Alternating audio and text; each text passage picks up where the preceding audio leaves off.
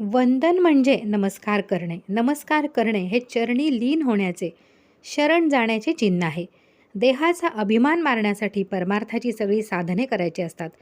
नम्रता अंगी आली तर अभिमान फार क्षीण होतो आणि साष्टांग नमस्कार घालण्याचा अभ्यास केला तर नम्रता सहज साध्य होते.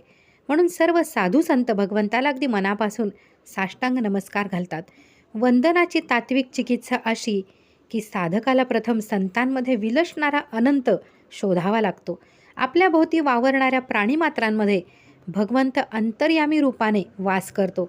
हे जर खरे तर ज्या ज्या जीवाशी आपला संबंध येईल त्या त्या जीवाच्या अवगुणांकडे दुर्लक्ष करून त्याच्या गुणांनाच तेवढे पाहण्याची कला आपल्याला शिकली पाहिजे. ही कला साध्य झाली की त्या गुणांचे अधिष्ठान असणारा भगवंत आपोआप मनाला भासायला लागतो.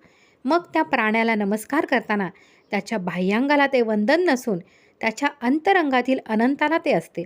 अशी दृष्टी प्राप्त झाल्यानंतर जगात जिकडे तिकडे भगवंताचा खेळ चालला आहे असा प्रत्यक्ष अनुभव येतो. स्वतः आपण त्या खेळामधील एक पात्र आहोत ही मनोमन खात्री पटते. देहाभिमान गलित होऊन तो सर्वांशी अगदी लीनपणाने समरसपणाने वागतो. वंदन भक्ती ज्याला साधते त्याच्या जीवनात एवढा मोठा चमत्कार घडून येतो.